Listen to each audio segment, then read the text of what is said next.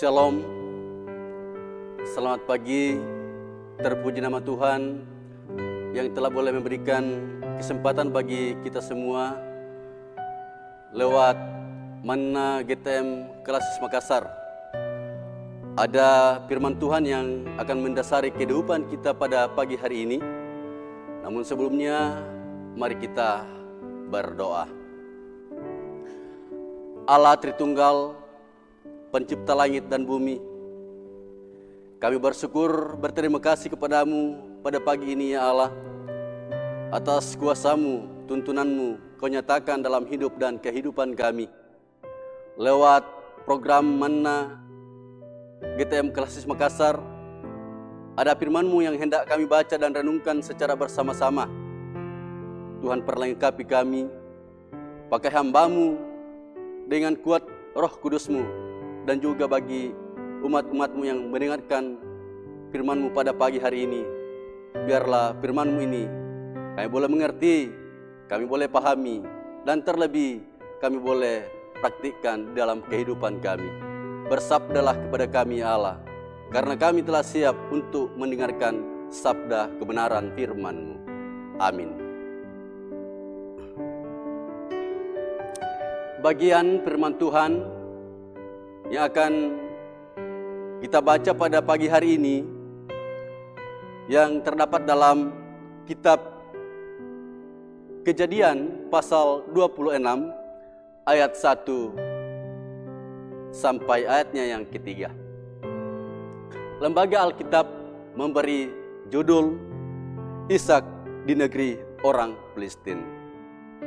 Maka timbullah kelaparan di negeri itu. Ini bukan kelaparan yang pertama yang telah terjadi dalam zaman Abraham. Sebab itu Ishak pergi ke Gerar kepada Abimelek, raja orang Filistin. Lalu Tuhan menampakkan diri kepadanya serta berfirman, "Janganlah pergi ke Mesir, diamlah di negeri yang akan kukatakan kepadamu. Tinggallah di negeri ini sebagai orang asing. Maka aku akan menyertai engkau dan memberkati engkau, sebab kepadamulah dan kepada keturunanmu akan kuberikan seluruh negeri ini, dan aku akan menepati sumpah yang telah kuikrarkan kepada Abraham ayahmu." Demikian firman Tuhan. Berbahagialah bagi setiap orang yang merenungkan Taurat Tuhan siang ataupun malam. Bapak Ibu yang kekasih, ada 3 pelajaran penting dari kisah Ishak bagaimana mengalami berkat dalam mujizat Tuhan dalam hidup kita. Yang pertama, Ishak belajar hidup dalam ketaatan. Rencana Tuhan bagi kehidupan kita masing-masing adalah supaya kita terus-menerus naik ke tingkat-tingkat yang baru. Tetapi seberapa tingginya kita bisa naik dalam kehidupan dan seberapa banyaknya kemurahan dan berkat-berkat Tuhan yang kita alami, itu berkaitan langsung dengan seberapa taatnya kita mengikuti petunjuk dan perintahnya. Sepanjang kehidupan, Tuhan akan berurusan dengan kita dan menyatakan kepada kita bagian-bagian kehidupan kita yang perlu diperbaiki. Tuhan menampakkan diri kepada Ishak dan memberikan perintah, "Jangan pergi ke Mesir. Diamlah di negeri yang akan kukatakan kepadamu." Ishak meresponi dengan baik atas perintah Tuhan. Ia mentaatinya, jadi tinggallah Ishak di Gerar. Saat Tuhan memberi perintah agar jangan ke Mesir, Ishak tidak membantah dan bertanya kepada Tuhan, "Mengapa engkau melarang aku ke Mesir?" Ishak hanya tunduk dan taat kepada suara Tuhan kunci hidup dalam berkat, setia dan taat.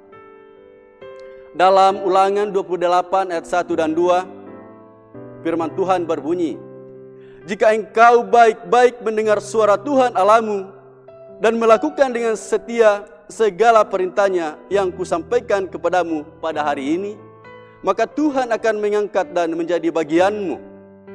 Jika Allah memerintahkan sesuatu untuk dilakukan, belajarlah untuk taat."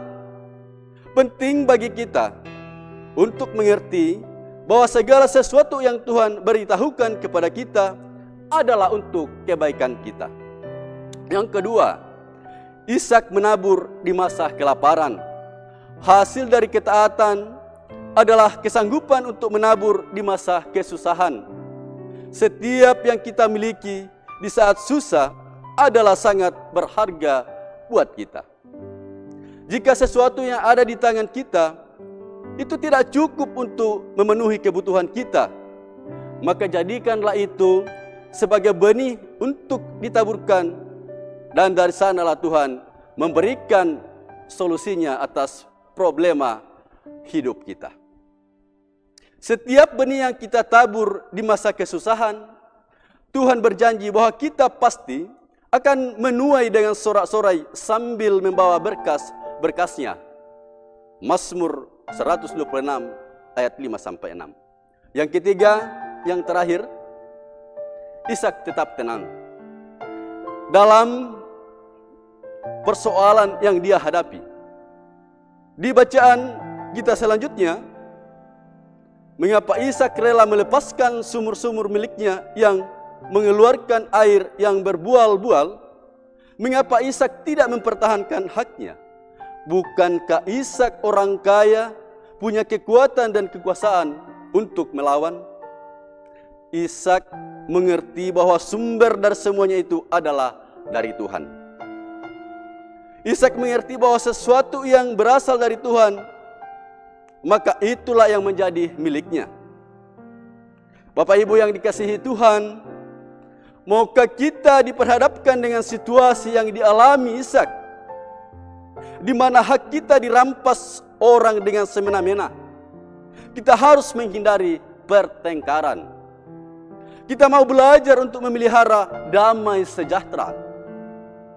Ada 3 kebenaran dari kisah Ishak, yaitu Ishak mentaati perintah Tuhan, Ishak menabur benih di masa kelaparan, Ishak tetap tenang dalam menghadapi persoalan. Mari kita belajar dari kisah Ishak, maka kita akan melihat kuasa Allah bekerja dalam hidup kita. Tuhan mendatangkan berkat, mendatangkan mujizat, mendatangkan kelimpahan dan kemenangan dalam hidup kita bersama. Amin.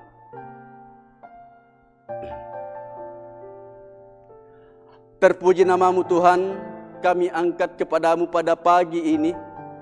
Atas perkenananmu, kuasamu kenyatakan dalam hidup dan kehidupan kami. Sehingga di program Manna GTM Klasis Makassar ini, kami telah boleh mendengarkan sebagian dari firman-Mu. Biarlah firman-Mu ini akan menjadi dasar kami, menjadi kekuatan kami di dalam mengerungi kehidupan kami di masa mendatang. Bapa Surgawi, kami mendoakan bagi segenap warga gereja Toraja Mamasa, dan lebih khusus Klasis Makassar. Engkau akan memberkati bagi semua umat-umat-Mu dalam melakukan tugas dan pekerjaan masing-masing. Apa yang menjadi pekerjaan mereka, apa yang menjadi usaha mereka, Tuhan berkati. Sehingga semuanya boleh berhasil, semuanya boleh dia laksanakan dengan mengandalkan kuasa Tuhan. Bapa Surgawi, kami mendoakan akan segenap hamba-hamba Tuhan di lingkup Jemaat Klasis Makassar, lingkup sinode. Biarlah Allah terus memberkati mereka dalam tugas dan pelayanan mereka. Bangsa dan negara kami pada saat ini Tuhan, secara mendunia kami diancam dengan maraknya penyakit virus corona. Kami percaya, yakin bahwa Tuhan akan hadir di tengah-tengah kehidupan kami, akan mematikan penyakit virus corona ini, sehingga kami boleh hidup dengan tenang, hidup dengan aman, melakukan semua bentuk aktivitas kami yang Tuhan telah anugerahkan kepada kami bersama. Ampuni dosa kami Tuhan, karena kami sudah berdoa di dalam nama Allah Bapa, Allah Anak, dan Roh Kudus. Amin.